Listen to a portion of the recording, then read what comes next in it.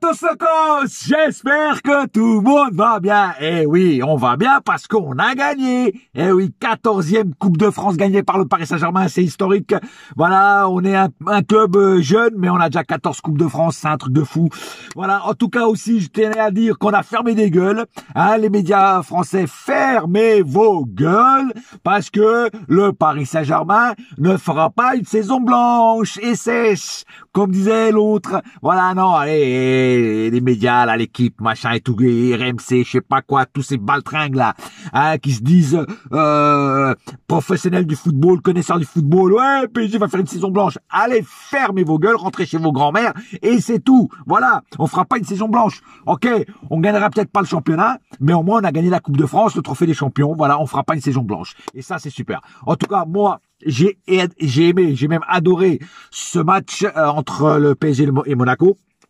Un très bon match des deux équipes, voilà.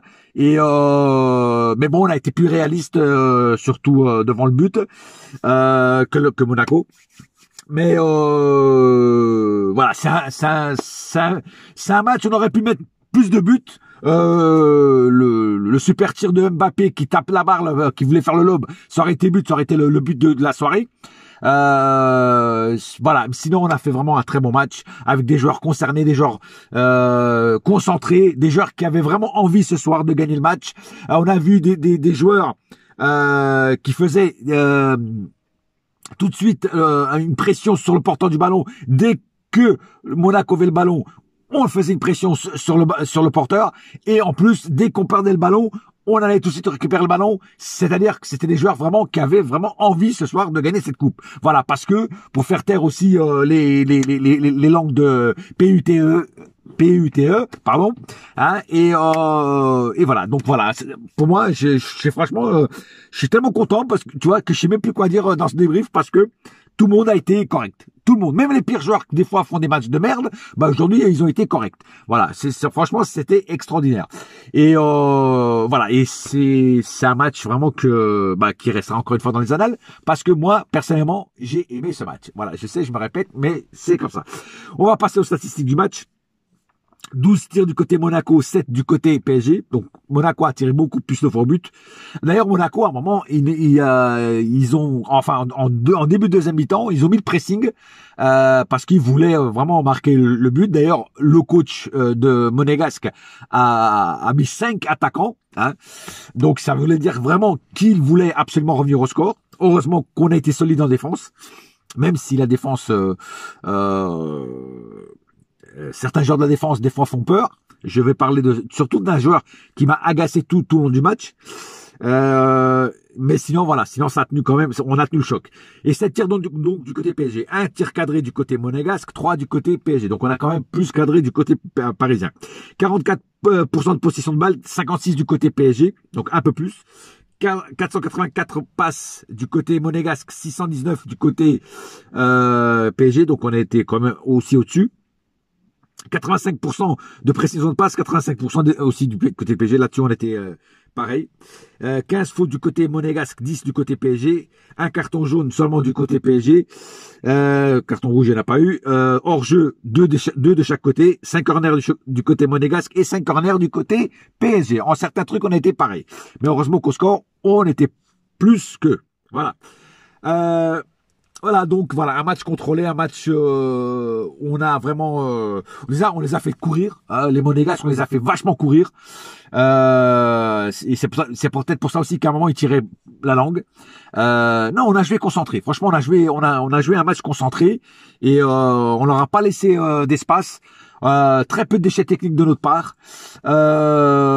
Des bonnes passes au bon moment. Non, les joueurs ce soir, franchement, 5 étoiles au guide Michelin, à part un ou deux qui a un petit peu merdé. Sinon, tous les autres ont été corrects. Voilà. Et d'ailleurs, je vais passer au cas par cas tout de suite. Keylor Navas encore ce soir a été fantastique, même s'il n'a pas eu des arrêts de ouf à faire. Mais il a été présent au bon moment. Et je tiens aussi à signaler quelque chose, c'est que Keylor Navas, je sais pas ce que vous en pensez, mais moi je le trouve excellent dans ses sorties. Même quand il sort très loin de ses cages, le mec il sait ce qu'il fait, il sait qu'il va avoir le temps d'arriver au ballon et voilà, et il fait toujours des passes très bonne. C'est-à-dire qu'il est très bon au jeu au pied. Keylor Navas, d'ailleurs, ça fait longtemps qu'on n'avait pas un gardien de but qui était bon au pied. Et lui, franchement, il est bon comme gardien de but et il est bon au pied. Donc c'est pour ça que c'est pour moi un des meilleurs, voire le meilleur gardien du monde. Voilà. Donc encore ce soir, un très bon match de Keylor Navas. Diallo a fait un très bon match. Diallo a tenu sa baraque à frites. Il a fait, il a beaucoup percuté à l'avant. Il a fait aussi des bons replis défensifs. Donc pour moi, un très bon match de Diallo. Kerrer, qui d'habitude me fait peur, qui d'habitude fait des matchs de cheat, hein, on va pas se cacher, hein. Bah ce soir il a été correct. Voilà, ce soir le mec il a pas fait de boulettes, il a pas fait de trucs dangereux, il a joué intelligemment et voilà, Kerrer quand il joue bien, même si c'est très rarement, eh ben il faut le dire. Voilà, il faut pas tout le temps lui tomber dessus, l'insulter comme je vois certains qui l'insultent. Voilà. Non, Kerrer, ce soir, ça fait déjà, même l'autre match avant, a fait un match très concentré, très intelligent et donc très bon dans l'ensemble. Voilà. Marquinhos, j'ai déjà dit, l'empereur Jules César, je suis venu, j'ai vu, j'ai vaincu. Comme j'ai dit la dernière fois, franchement, Marquinhos, il s'est un petit peu énervé à la fin, voilà, sur l'arbitre, ou qu'il a fait une petite faute à un moment, voilà, que c'était une faute de désespoir. Peut-être qu'il s'est un peu sacrifié pour pas que le joueur monégasque aille au but. Voilà, bon, on peut pas lui en vouloir, ça va, c'est un joueur qui est complet, c'est un joueur qui est toujours très très bon dans tout ce qu'il fait. Très discret aussi dans sa vie en général. Voilà, il fait pas parler de lui en dehors des terrains. Non, rien à dire. Marquinhos encore une fois ce soir, 5 étoiles au guide Michelin.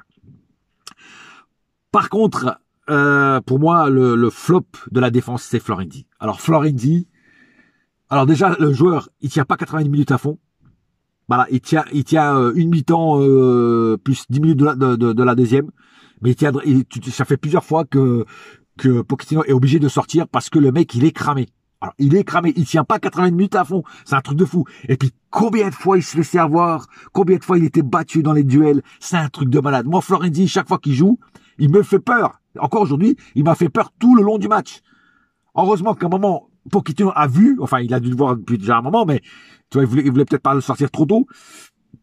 Eh ben, il l'a sorti, il a fait rentrer Dagba. Voilà, bon, Dagba a fait une petite boulette aussi.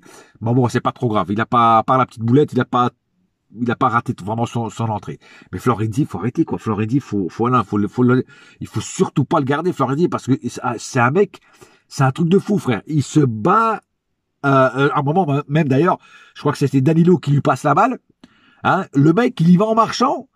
Et il arrive juste à un moment pour prendre la balle avant que le joueur monégasque arrive. C'est-à-dire que le mec, il y va en marchant, frère. C'est un truc de malade. Non, moi, Florenzi, là, dernièrement, alors, on se plaignait de Thomas Meunier. Mais Thomas Meunier, au moins, lui, il courait sur le ballon, tu vois. Mais lui, Florenzi, c'est atroce, quoi. C'est atroce comment il a baissé de rythme, de niveau depuis qu'il est arrivé à Paris, quoi. Alors dans les premiers matchs, il était excellent, et après, bon, petit à petit, alors peut-être qu'il y a eu le Covid, parce que je crois qu'il a eu 2 fois le Covid, qu'il a un petit peu cramé. Mais franchement, là, il faut se poser des bonnes questions, hein, les mecs. Hein. Paredes, moi, j'ai trouvé moyen. Voilà, pas flamboyant, pas lumineux ce soir, moyen. Idrissa Gueye, il a fait un match de fou. Très bon match de Idrissa Gueye. Toi, comme quoi, avec Tuchel, il était pourri, Idrissa Gueye. Avec Pochettino, Idrissa Gueye, c'est un deuxième N'Golo Kanté. C'est un truc de fou, frère. D'ailleurs, c'est comme ça qu'on nous l'a vendu. Et alors, Idrissa Gueye revient très bien, en espérant que ça continue l'année prochaine. Et franchement, parce que Idrissa Gueye, c'est plus le même. Hein. C'est plus le même que quand, sous l'ère Tuchel. Ça, c'est un truc de fou. Hein. Danilo Pereira a fait un excellent match. Tous les ballons passés par Danilo Pereira. Il a récupéré énormément de ballons. Il relançait très proprement. C'est un truc de fou, frère. Il a juste fait une petite erreur à un moment.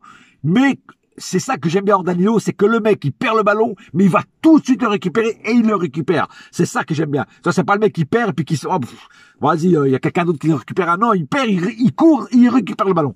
Et franchement, tout le long du match, franchement, mes yeux étaient sur lui. Et énormément de ballons passent par lui, tu vois, donc il fait bien son rôle de sentinelle, et énormément de ballons récupérés par lui aussi. C'est un truc de fou. Et Danilo, il sera dans mes tops ce soir parce que vraiment, il est énorme. Il était énorme ce soir, franchement. Un autre joueur qui a été énorme ce soir, c'est Di Maria. Di Maria, le mec, c'est pour ça qu'à la fin, Pochettino l'a sorti parce qu'il était cramé. Di Maria ce soir, mais tous les replis défensifs qu'il a fait, ce soir, Di Maria, il était plus défenseur qu'attaquant, frère. C'est un truc de fou. Même s'il a fait beaucoup d'actions comme attaquant, il a fait beaucoup de bonnes passes et tout.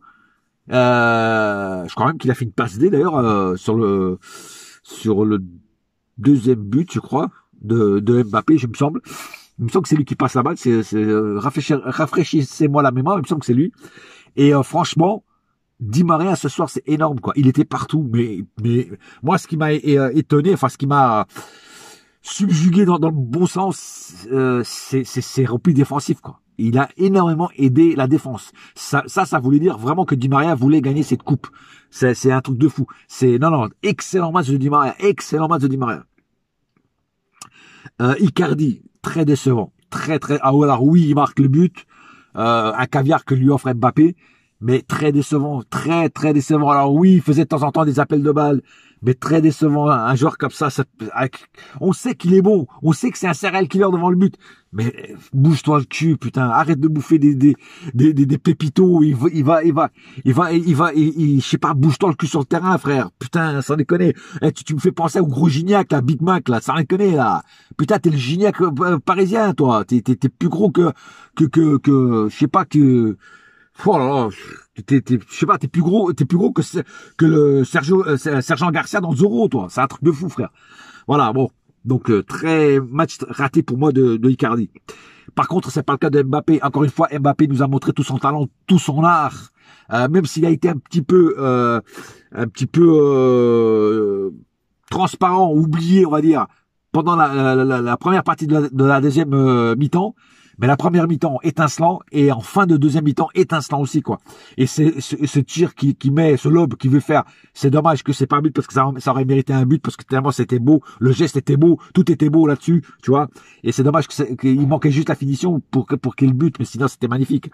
Et puis le deuxième but, alors Kylian passe D sur le but de Icardi.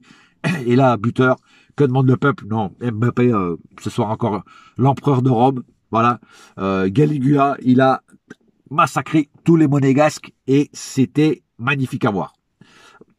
En tout cas, bravo Mbappé. En plus contre ton ancien club. Après les rentrées de Herrera, ça n'a pas amené beaucoup de choses. On va pas dire que c'était une entrée dégueulasse. Herrera, j'ai bien aimé l'entrée de Moïse Kean, hein, même s'il n'a pas marqué de but, mais Moïse Kean, il est toujours propre dans son jeu, dans ses passes.